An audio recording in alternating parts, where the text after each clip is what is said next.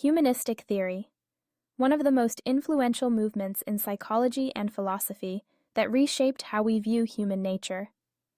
If you're curious about self-growth, human potential, or simply understanding people better, you're going to love this. And before we begin, if you enjoy content like this, don't forget to subscribe and tap the bell icon so you never miss a talk like this. What is humanistic theory? At its heart, humanistic theory is about one big idea. Humans are inherently good and capable of growth. Unlike other psychological theories that focused heavily on problems, illnesses, or mechanical behavior, humanism came as a breath of fresh air. It said, "You are not just a set of conditioned responses, nor are you trapped by unconscious drives. You are more. You are capable of choice, growth, and becoming your best self." This perspective began taking shape in the mid-20th century, primarily through the work of two giants, Carl Rogers and Abraham Maslow. Abraham Maslow and the hierarchy of needs. Maslow is perhaps the most recognized figure when we talk about humanistic psychology.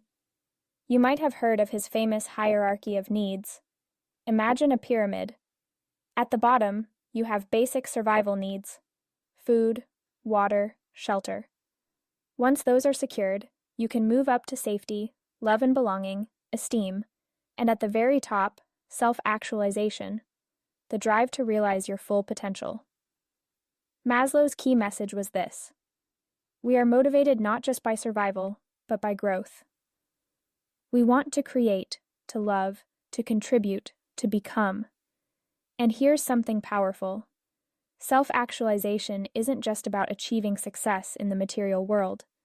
It's about becoming who you were meant to be, aligning with your values, and expressing your unique gifts. Carl Rogers, an unconditional positive regard.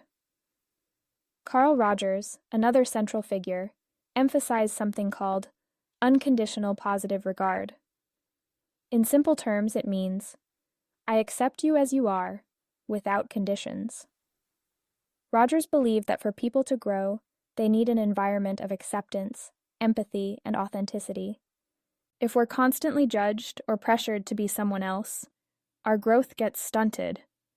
But when we're accepted for who we are, we flourish. He also introduced the concept of the real self versus the ideal self. The closer these two are aligned, the healthier and more fulfilled a person feels.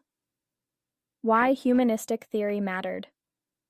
Before humanism, psychology was dominated by two schools: psychoanalysis, Freud, focusing on unconscious drives, often dark and destructive; behaviorism, Skinner, Watson, treating humans like machines responding to external stimuli. Humanism challenged both. It said, we are not merely products of unconscious conflict, nor are we robots conditioned by our environment. We are conscious beings with free will, creativity, and dignity. This was revolutionary, especially in the 1950s and 60s, during a cultural shift where people were searching for meaning, authenticity, and personal growth. Applications of humanistic theory. Now, you might wonder, how does this apply to real life? 1. Education. Humanistic principles influenced teaching methods that focus on student choice, creativity, and personal development rather than rote memorization. 2. Counseling and therapy. Rogers' client-centered therapy is still widely used today. Instead of a therapist being an authority figure, the client leads the process, and the therapist provides empathy and acceptance. 3. Workplaces. Maslow's ideas shaped modern leadership. Companies realized that employees thrive when their psychological needs, belonging, recognition, and purpose, are met. 4.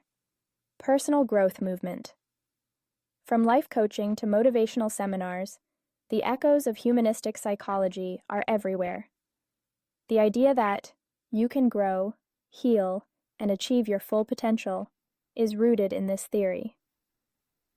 Strengths of humanistic theory. Let's look at the bright side first. It highlights the positive potential in people. It respects individuality and uniqueness. It inspires hope and growth. It integrates well with spirituality and philosophy, offering a holistic view of life. Criticisms of humanistic theory. Of course, no theory is without critics. Some argue that humanism is too optimistic. Not everyone is inherently good, and sometimes social conditions or personal struggles are overwhelming. Others say it's difficult to measure scientifically. Unlike behaviorism, which uses clear experiments, humanism often relies on subjective experience. Still, even with these criticisms, its influence is undeniable. Humanistic theory in today's world. So why should we still care? Because in a world of rising mental health struggles, social pressures, and increasing automation, humanistic psychology reminds us, you are not just your job title. You are not just a bundle of anxieties.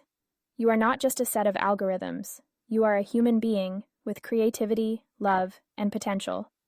This message is more relevant than ever. Let's make this practical. How can you apply humanistic principles in your daily life? 1. Practice self-acceptance. Remind yourself that you are worthy, even with flaws. 2. Create growth environments. Surround yourself with people who accept and encourage you. 3. Pursue meaning. Don't just chase money or approval. Ask, what makes me feel alive? 4. Empathize with others. Offer unconditional positive regard to people around you. 5. Keep growing. Self-actualization is not a destination, but a lifelong process. And if this resonates with you, pause for a moment, hit the like button, and share this with someone who might need this message today. Beyond psychology, a human philosophy. Humanistic theory isn't just psychology, it's a way of living. It reminds us to value human dignity, creativity, and freedom. It challenges us to see the potential in ourselves and in others. Think about it. If more workplaces, schools, and families adopted these values, acceptance, growth, authenticity, wouldn't society as a whole flourish more? Humanistic theory changed the way we look at people.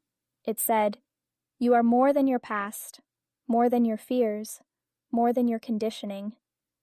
You are capable of growth, love, and self-actualization. And maybe that's the most important takeaway. You are not stuck. You can change.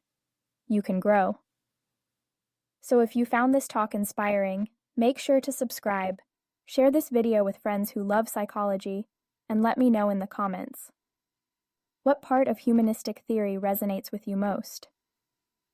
Thank you for spending this time with me. Until next time, remember, your potential is limitless, and the journey of growth never ends.